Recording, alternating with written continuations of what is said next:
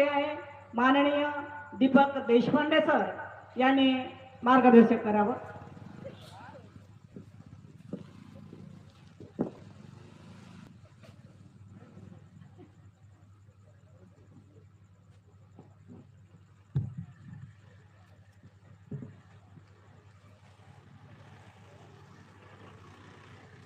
आजच्या कार्यक्रमाचे अध्यक्ष, आयोजन समिती, उपस्थित मान्यवर आणि उपस्थित प्रेक्षक बंधू भगिनी, दिनांक 11 एप्रिल महात्मा ज्योतिबा फुले यांची जयंती ते 15 एप्रिल डॉक्टर बाबासाहेब आंबेडकर यांच्या जयंतीचा दुसरा दिवस, या 5 दिवसांचा कालखंड एक अल्पसंख्याक चिंतन दिन आज जरी असला तरी एप्रिल चिंतन महोत्सवाच्या निमित्ताने आयोजकांनी एक व्यासपीठ निर्माण केलं, ज्या व्यासपीठाचा उद्देश आहे समाजामध्ये जे असमानता आहे, जो असमंजसपणा आहे तो कुठेतरी मिटला पाहिजे, त्यातून काहीतरी साध्य झालं पाहिजे असा हा प्रयत्न। पण समाजाची अशा कार्यक्रमांना उपस्थिती जर पाहायची झाली तर खरंच हा कार्यक्रम ज्यांच्यासाठी आपण आयोजित केला आहे त्यांच्यापर्यंत जो संदेश पोहोचवायचा आहे तो संदेश पोहोचवला जातो का, हा चिंतनाचा खरा विषय आहे। ज्या महत्त्वाच्या कारणासाठी आपण या कार्यक्रमाचं आयोजन केलं तो महत्त्वाचा विषय जर तिथपर्यंत पोहोचत नसेल तर समाजाने सुद्धा हा विचार करण्याची आज गरज आली आहे। अशा चिंतन कार्यक्रमांचे आयोजन का केले जाते, या व्यासपीठावरती वेगवेगळ्या धर्मांचे, वेगवेगळ्या विचारसरणीचे लोक एकत्र का केले जातात, त्यांच्या माध्यमातून जो विचार प्रवाह समाजापुढे येतो तो खरंच चिंतनीय आहे की नाही, या प्रत्येक गोष्टीचा विचार करण्याची वेळ आली आहे।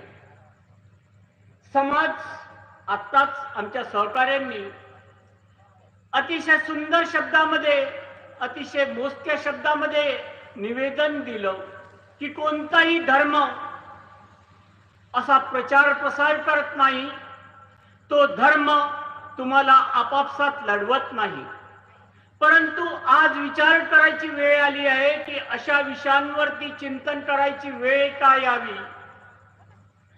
आज या 5 दिवसांच्या कार्यक्रमामध्ये पहिला दिवस 18 तारखेला मी 8:20 या कार्यक्रमासाठी उपस्थित व्हायला इथे आलो होतो। कार्यक्रम सुरू व्हायचा होता, परत गेलो। मी विचार केला या कार्यक्रमाच्या निमित्ताने आयोजकांनी कार्यक्रम जरी आयोजित केला आहे तरी लोकांची उपस्थिती नाही, कार्यक्रम एवढ्या उशिरापर्यंत सुरू होत नाही। आपण या कार्यक्रमाचा एक सहभाग, एक त्या कार्यक्रमाचा हिस्सा बनायचा आहे, परंतु या कार्यक्रमात तर फारसा दम दिसत नाही। खरंच या कार्यक्रमाला आपण उपस्थित राहावं का, हा विचार करून मी इथून निघून गेलो। काल पुन्हा एकदा 8:20 मी या कार्यक्रमस्थळी आलो। कार्यक्रम सुरू होता, कोणीतरी या मंचावरून काहीतरी बोलताय। मी विचार केला, नाही, हा कार्यक्रम पहिल्या दिवशी कदाचित उशिरा झाला असू शकतो, दुसऱ्या दिवशी कदाचित थोडाफार उशिरा झाला असेल, आज तिसऱ्या दिवशी मी बरोबर 7:30 वाजता कार्यक्रम स्थळी आयोजकांच्या निमंत्रणाप्रमाणे 7:30 वाजता येऊन गेलो। या ठिकाणी व्यासपीठ रिकामं होतं, खुर्च्याही रिकाम्या होत्या, तरीही इथे आलो आणि बाहेर गेलो। विचार केला 7 वाजता 7:30 वाजता कार्यक्रम होणार नाही, पण कालच्या सारखा 8:20 तो कार्यक्रम नक्की होईल असा विचार करून पुन्हा तिथपर्यंत चौकापर्यंत गेलेला। परत येत असताना कार्यक्रमाच्या आजच्या अध्यक्षांचा मला फोन आला. मी गांधी चौकात होतो, बस स्टँड समोर होतो, म्हटलं येतो आहे. इथपर्यंत आलो. कार्यक्रम पुन्हा एकदा उपस्थिती बोटावर मोजता येण्याएवढी होती. त्याच्यामुळे परत एकदा आयोजकांची अध्यक्षांची परवानगी घेऊन 10 मिनिटासाठी जातो असं सांगून निघून गेलो. आणि परत एकदा माझं एक छोटंसं काम करून परत येत असताना त्यांचा मिस कॉल आला. मी कार्यक्रम स्थळी येऊन पोहोचलो. कार्यक्रमाला वेळ होता. कार्यक्रम 7 ते 10 3 तासांचा म्हणजे 180 मिनिटांचा एकूण आयोजकांनी कार्यक्रमाची वेळ ठेवली 3 तास. या 3 तासापैकी आजचाही कार्यक्रम सुरू झाला 8:15 वाजता, म्हणजे 75 मिनिटं गेली. कार्यक्रमासाठी आपल्याजवळ वेळ राहिला 105 मिनिटं. माझ्याजवळ असलेल्या पत्रिकेमध्ये नावं होती 12 आणि अध्यक्ष पकडून 13. मी विचार केला 105 मिनिटं 13 लोक, आपल्याला फार तर फार किती वेळ बोलायला मिळेल? विचार करा, 8-9 मिनिटं. इथे बसल्यानंतर असं लक्षात आलं की या 12 पैकी फक्त 5च लोक बोलणार आहेत आणि अध्यक्ष पकडून 6, म्हणजे मी कॅल्क्युलेट केलेली जी वेळ होती ती वेळ डबल झाली. आपोआपच वेळ जास्ती मिळणार आहे आणि माझ्या आधी बोलणाऱ्या दोन्ही वक्त्यांनी अतिशय अल्प वेळामध्ये त्यांचं म्हणणं मांडलं. म्हणून मी असं ठरवलं की मी थोडासा जास्तीचा वेळ घेतो. MS Excel का पूरा यूज करना बहुत ही कम लोगों को आता है और उसके साथ AI और चैट GPT को यूज करके की मी थोडासा जास्तीचा वेळ घेतो. आणि हा जास्तीचा वेळ घेत असताना मी फक्त एवढ्याच कारणासाठी हा जास्तीचा वेळ घेतो, कारण विषमता निर्मूलन समितीचं काम जे आहे, आमचंही काम तेच आहे. समाजाची जागृती करण्याचं काम जर आम्ही आमच्या ग्राहक जागृती मंचाच्या माध्यमातून जर करत असू तर त्याही वेळेस आमच्या समोर ही स्थिती येते. आम्ही कोणत्याही कार्यक्रमाचं आयोजन करतो, त्या कार्यक्रमाच्या निमित्ताने लोकांपर्यंत पोहोचतो.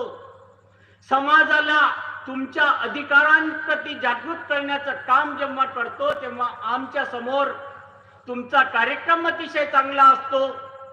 तुमच्या कार्यक्रमातून मार्गदर्शन फार चांगल्या पद्धतीने मिळतं. तुमचे कार्यक्रम हे समाजोपयोगी आहेत असं म्हणणारे आमच्या समोर 100 नाही, हजारो लोक येतात. परंतु आम्ही त्यांना म्हणतो की समाजोपयोगी काम आहे, समाजाच्या हितासाठी आम्ही जे काम करतो आहे त्या लढ्यामध्ये तुम्ही सामील व्हा. तर त्या लढ्यात सामील होताना प्रत्येक जण विचार करतो आणि आमच्या सोबत येणाऱ्यांची संख्या या बोटांवर मोजता येण्याएवढीच असते. तुमचीही ती स्थिती तीच आहे, आमचीही स्थिती तीच आहे. एवढंच नाही तर सामाजिक हितासाठी काम करणाऱ्या कोणत्याही सामाजिक संघटनांची स्थिती यापेक्षा फारशी वेगळी नाही. मग आपल्याला खरं चिंतन करायची गरज इथून सुरू होते. सामाजिक संस्था सामाजिक हितासाठी काम करतात, समाजाच्या प्रबोधनासाठी ते आपला वेळ देतात आणि आपल्या म्हणजे मी आता इथून उठलो आणि तिथे जर बसलो तर मी हा विचार करायला पाहिजे की माझ्या हितासाठी काम करणारे ही समोरची जर मंडळी असतील तर माझंही कुठेतरी हे कर्तव्य आहे की मीही या समाजासाठी या देशासाठी माझंही काहीतरी देणं लागतो आणि ते देणं देण्यासाठी मीही काहीतरी नाही मोठा होऊ शकत असेल तर खारीचा वाटा तरी उचलण्याची माझ्या मनाची तयारी केली पाहिजे. परंतु असं होताना दिसत नाही आणि त्यामुळे सामाजिक चिंतन करण्याची खरंच गरज आली आहे. आज 18 तारखेला पहिल्यांदा जेव्हा या विषय पाहिला मी शेतकरी चिंतन, शेतकऱ्यांच्या समस्या कोट्यावधी आहे. शेतकरी प्रत्येक ठिकाणी नाडवल्या जातो आहे. अशा वेळेस राजकीय मंडळी फक्त निवडणुकी समोर आल्या की मोठमोठी भाषणं देतात मोठमोठी आश्वासनं देतात, त्या बिचाऱ्या बळीराजाचा बळी देतात. त्या बळीराजाला उभं आडवं कापल्या जाते, त्याला आश्वासनांचे भरोशावरती त्याला आपल्याकडे खेचण्याचा प्रयत्न केला जातो. परंतु त्या बळीराजाच्या विषयावरती बोलणारे वक्ते इथे बसले असतील आणि ते जर आपलं मनोगत व्यक्त करणार असतील तर इथे प्रेक्षक दीर्घेमध्ये 5-50 लोकांच्या पलीकडे जर लोक दिसत नसतील तर या बळीराजाला सुद्धा खऱ्या अर्थाने चिंतन करण्याची गरज आहे की मी माझी जी अडचण आहे ती जर समाजापुढे, ती जर मी कोणासोबत शेअर करत नसेल, ती जर मी मान्य करत नसेल आणि फक्त सरकारच्या नावाने बोंबाट होत असेल तर मी जे करतो आहे ते खऱ्या अर्थाने माझी भूमिका मी योग्य पद्धतीने मांडतो आहे का, याबाबत चिंतन करण्याची खरंच गरज आहे. कालचा विषय होता सामाजिक आरक्षण. आरक्षणाच्या बाबतीमध्ये प्रत्येक जण मला आरक्षण मिळालं पाहिजे, मला कुठेतरी त्याचा फायदा झाला पाहिजे याच्यासाठी धडपडत असतो. परंतु कालच्या या चिंतन सभेच्या वेळेस या उपस्थितांमध्ये याच्याही पेक्षा कमी लोकांची उपस्थिती काल मी पाहिली. त्यामुळे मला तोही विचार करावासा वाटतो की ज्या गोष्टीचा आपण फायदा मिळावा, जी गोष्ट आपल्याला मिळावी यासाठी आपण झटतो, लढतो, शासनाच्या विरोधात एल्गारही पुकारतो. पण त्यासाठी खरंच आपण मनापासून आपल्या मनाची तयारी केली आहे का, याबाबतही चिंतन करण्याची वेळ आली आहे. आणि आजचा विषय आहे अल्पसंख्याक चिंतन दिन, बरोबर आहे. आणि त्याच्यामध्ये 4 विषय ठेवलेले आहेत. एक, भारत धर्मनिरपेक्ष लोकशाही प्रणित देश आहे. दुसरा आहे, आनंदाने नांदत होते हिंदू मुसलमान लोकशाही सिंहावलोकन. पहिला विषय विचारात घेतल्यानंतर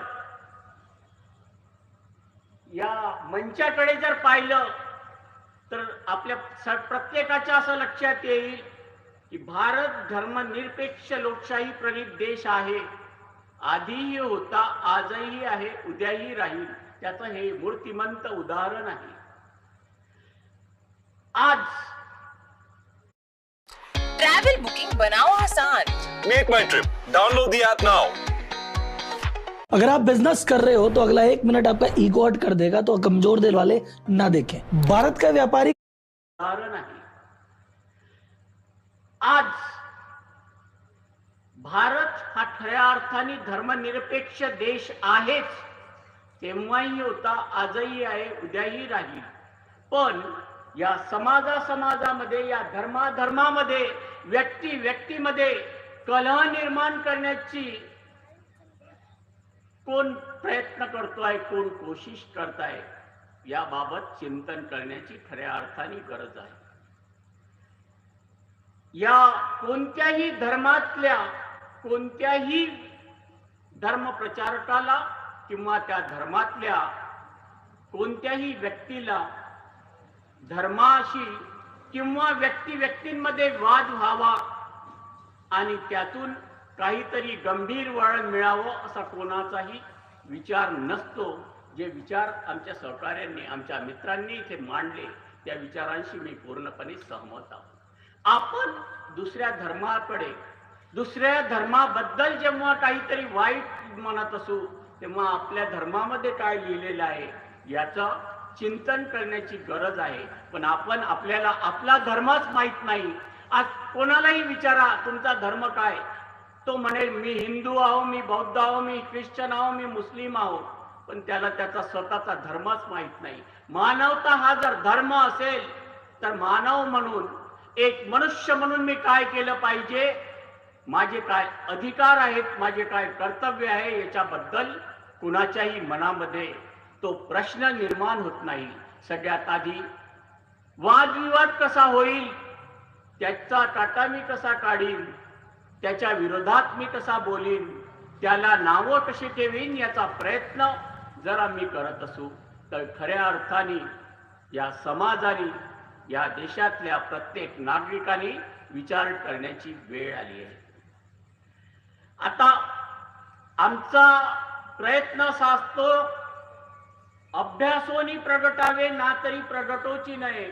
कोणत्याही विषयावरती जर तुम्हाला बोलायचं असेल, कोणत्याही विषयावरती मार्गदर्शन करायचं असेल, तर सगळ्यात आधी त्या विषयाचा तुम्ही अभ्यास करा, त्या विषयाचं चिंतन करा, मनन करा, त्या विषयाबद्दल गांभीर्याने काय दिलेलं आहे, काय म्हणायचं आहे आणि आपला उद्देश काय आहे हे स्पष्ट करा आणि नंतरच तुम्ही त्या विषयावरती बोला. असं माझा स्वतःचा प्रयत्न असतो. मी जेव्हा लोकांच्या समोर जाण्याचा प्रयत्न करतो तेव्हा मी एक ठरवतो, अभ्यासोनी प्रगटावे. आणि या अभ्यासोनी प्रगटावे या विषयानुसार या विषयावरती मला इथे बोलायचं आहे आणि 4 विषय दिलेले आहेत. या 4 पैकी कोणत्या विषयावरती बोलायचं हा विचार करत असताना मी जो अभ्यास केला त्यातून मिळालेलं जे साहित्य आहे ते तुमच्या समोर ठेवण्याचा मी प्रयत्न करतो. भारत हा धर्मनिरपेक्ष देश आहे काय? तर माझं उत्तर असेल होय. भारत हा धर्मनिरपेक्ष आणि लोकशाही प्रणित देश आहेच. याचा अर्थ सरकार कोणत्याही एका धर्माची बाजू घेत नाही आणि सर्व धर्मांना समान वागणूक दिली जाते. तसेच देशाची शासन व्यवस्था ही लोकशाही पद्धतीने चालते, जिथे लोकांना मतदानाचा हक्क आहे आणि त्या मतदानाच्या हक्कानुसार तो आपला लोकप्रतिनिधी संसदेत पाठवू शकतो. भारतीय राज्यघटनेने भारत एक धर्मनिरपेक्ष राज्य म्हणून परिभाषित केले आहे. याचा अर्थ सरकार कोणत्याही एका धर्माची बाजू घेऊ शकत नाही आणि सर्व धर्मांना समान अधिकार मिळतात. लोकशाही म्हणजे जनतेच्या माध्यमातून सरकार चालवणे, जनतेला त्यांच्या प्रतिनिधी निवडण्याचा अधिकार असतो. आणि भारतातील लोकशाही शासन व्यवस्था आहे.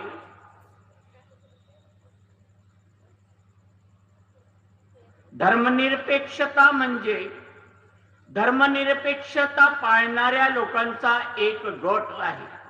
धर्मनिरपेक्षता म्हणजे धार्मिक बाबींवर व्यक्तींचा निपक्षपातीपणा किंवा तटस्थ दृष्टिकोन असावा. याचा अर्थ ती व्यक्ती इतर धर्म, संस्कृती आणि क्रियाकलापांबद्दल तटस्थ आहे. सध्या जगात सुमारे 96 धर्मनिरपेक्ष देश आहेत. काही पूर्णपणे धर्मनिरपेक्ष आहेत तर काही पक्षपाती आहेत. काही म्हणतात की 2200 वर्षांपूर्वी अशोकाच्या काळात, सम्राट अशोकांच्या काळात भारतात धर्मनिरपेक्षता अस्तित्वात होती, परंतु या प्रकरणाची कोणतीही लेखी नोंद इतिहासात उपलब्ध झाली नाही. धर्मनिरपेक्ष राज्य ही धर्मनिरपेक्षतेतून जन्मलेली संकल्पना आहे. याचा अर्थ असा की राज्य किंवा देश धर्माच्या बाबतीत अधिकृतपणे तटस्थ आहे. धर्मनिरपेक्ष असण्याचा अर्थ असा नाही की राज्य पूर्णपणे तटस्थ आहे. अशी अनेक राज्ये आहेत ज्यांच्या राष्ट्रीय चिन्हांमध्ये धार्मिक उल्लेख आहेत. अनेक कायदे विशिष्ट धर्म फायदेशीर असतात, परंतु सामान्यतः राज्य सर्व धर्मांना परवानगी देते आणि स्वीकारते. मेरियम वेबस्टर शब्दकोशानुसार एक आदर्श धर्मनिरपेक्ष राष्ट्र म्हणजे ज्यामध्ये धर्म सरकारवर, त्याच्या धोरणांवर आणि समाजाच्या कोणत्याही सार्वजनिक भागावर परिणाम करत नाही. आणि उलट याचा अर्थ सरकारने धार्मिक कार्यात हस्तक्षेप करू नये. स्वतःला धर्मनिरपेक्ष घोषित करणाऱ्या 96 राज्यांपैकी अनेक राज्ये त्यांच्या कारभारात धार्मिक प्रतीकांचा वापरही करतात, कारण ते धर्म त्यांच्या संस्कृतीत आणि समाजात खोलवर रुजलेले आहेत. सरकारचा प्रकार काहीही असो, मग तो लोकशाही असो, हुकुमशाही असो किंवा राजेशाही असो, जर एखादा धर्म अधिकृतपणे धर्मनिरपेक्ष असल्याचे घोषित करतो तर ते धर्मनिरपेक्ष राज्य असते. 19व्या शतकापासून अस्तित्वात असलेली ही धर्मनिरपेक्षता ही संकल्पना, राज्य धर्मनिरपेक्ष असण्याची संकल्पना ख्रिश्चन धर्माशी संबंधित असल्याचे पाहिले जाऊ शकते. या संकल्पनेतील अग्रणी अभियंत्यापैकी एक म्हणजे 14व्या शतकातील प्रसिद्ध कॅथॉलिक विचारवंत पडुआचा मार्सिलियस.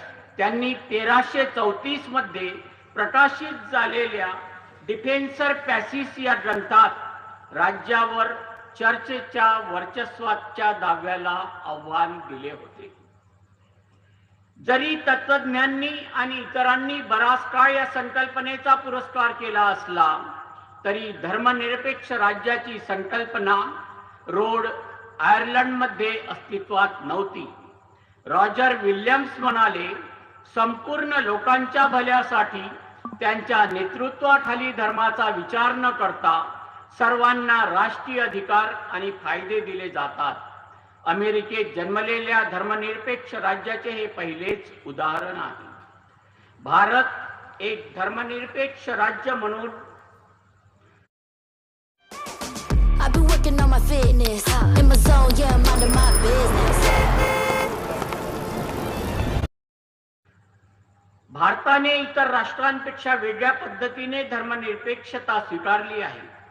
पाश्चात्य राष्ट्रांमध्ये राज्याची धर्मनिरपेक्षता म्हणजे राज्य आणि धर्म या दोन वेगवेगळ्या गोष्टी आहेत आणि त्यात हस्तक्षेप करत नाही.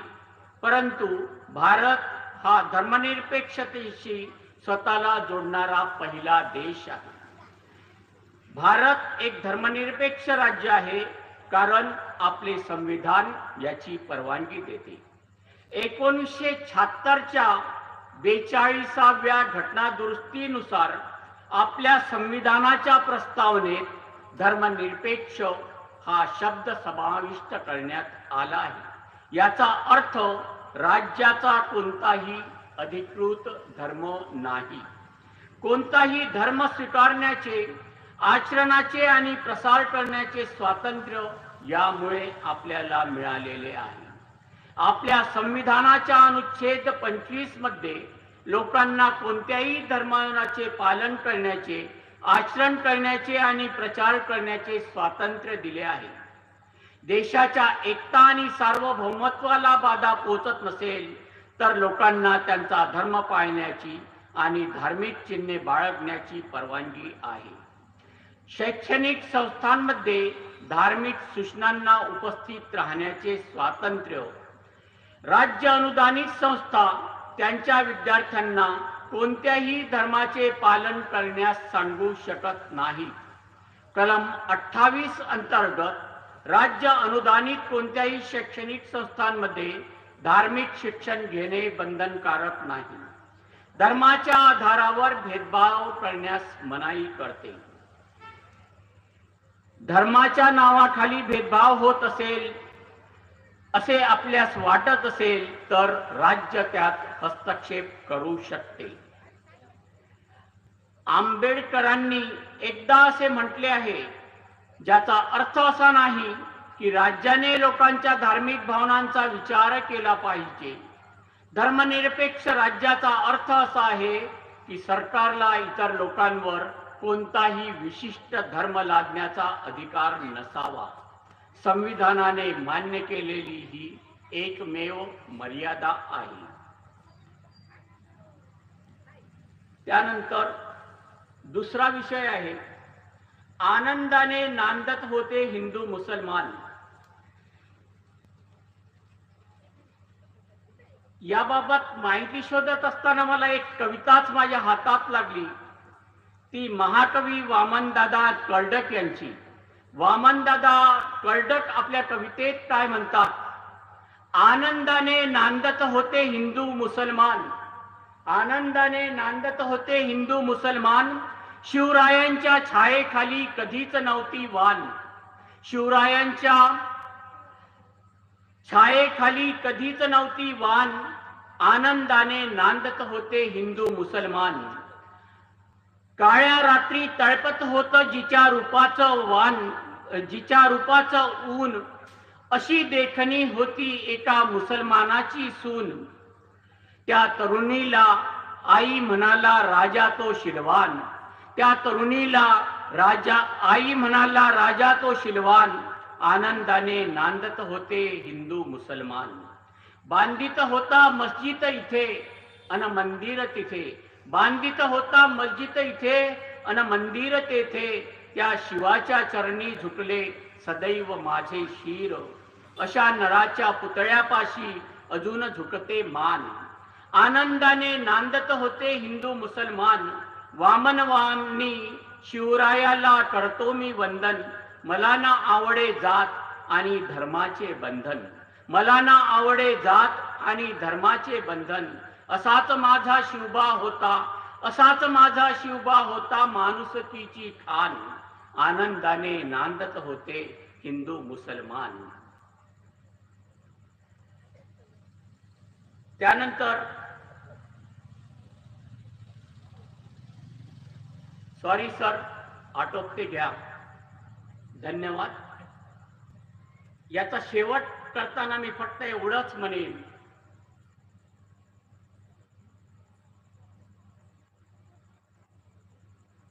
एक तिसरा एक विषय आहे, सच्चा धर्म नहीं जाणारे तूने भाई.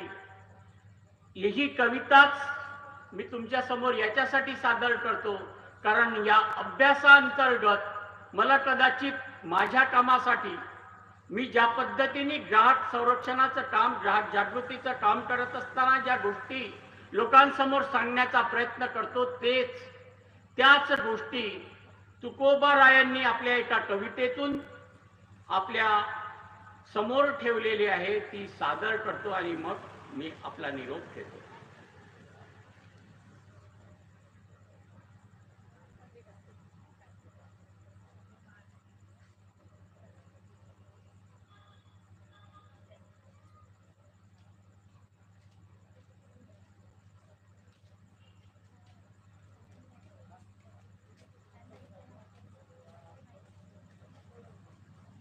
सच्चा धर्म नहीं जाना रे तूने भाई, सच्चा धर्म नहीं जाना. माथे पे चंदन तिलक लगावे, माला गले में भारी, गरीबन की तो कदर ना जाने, क्या बोलेगा बिहारी. तूने रे भाई सच्चा धर्म नहीं जाना. गेहूं में कंकड़, गेहूं में कंकड़, पेढ़े में आटा, गेहूं में कंकड़ पेढ़े में आटा, दूध में पानी मिलावे, मीठी बात कहकर बेचे, मीठी बातें कहकर बेचे, कसम धर्म की खावे. तूने रे भाई सच्चा धर्म नहीं जाना. त्याच कवितेमध्ये पुढे म्हणतात, सरकारी अफसर होकर भी, सरकारी अफसर होकर भी सेवा करना नहीं सीखा, सरकारी अफसर होकर भी सेवा करना नहीं सीखा. अर्जदारों से खाता है पैसा, अर्जदारों से खाता है पैसा, देश का गौरव खोता. तूने रे भाई सच्चा धर्म नहीं जाना. खाली पड़ी जो भूमि यह तेरी, मजदूरों को नहीं देता, देश भिखारी बनाया तूने, देश की इज्जत खोता. तूने रे भाई सच्चा धर्म नहीं जाना. अपनी अपनी नेकी से चलना यही तो धर्म सिखाता. टुकड़िया दास कहे फिर दिन दिन, क्यों पाप सर पे उठाता. तूने रे भाई सच्चा धर्म नहीं जाना. तूने रे भाई सच्चा धर्म नहीं जाना. एवढं सगळं सांगितल्यानंतर समाप्ती करायची वेळ आली आहे. मी आधीच म्हटलं मी थोडासा जास्ती वेळ घेतो, त्याच्यामुळे समाप्त करताना फक्त एवढंच म्हणतो की एवढं सगळं झाल्यानंतर मेहनत का फल, मेहनत का फल, मुसीबतों का हल और आने वाला कल. मेहनत का फल, मुसीबतों का हल और आने वाला कल. सब ईश्वर के हात में है. गुड इव्हनिंग नाही, गुड नाईट म्हणायची वेळ आली आहे. पण शांतपणे विचार करा. समाजात जाती जातीत धर्माधर्मातील भेदभाव दूर सारून मानवता हाच खरा धर्म मानणे हेच आपले कर्तव्य असले पाहिजे आणि हा मूलमंत्र आपण आत्मसात केला पाहिजे. हीच आजची खरी गरज आहे. जय ग्राहक शक्ती. ग्राहक राजा जागा हो, शोषणमुक्त समाजाचा धागा हो. एवढं बोलून ग्राहक जागृती करण्यासाठी मी ज्या पद्धतीने काम करतो त्याच पद्धतीने तुमचंही काम आहे. तुम्ही आणि आम्ही कुठेतरी मिळून काम करू या समाजाला जागृत करण्याचं. आणि उद्या यातला कोणीतरी तुमच्या आमच्या मदतीला येईल आणि हा समाज जागृतीसाठी निश्चितपणे पुढे उभा राहील. एवढे बोलतो आणि मी माझ्या शब्दांना विराम देतो. जय हिंद, जय महाराष्ट्र.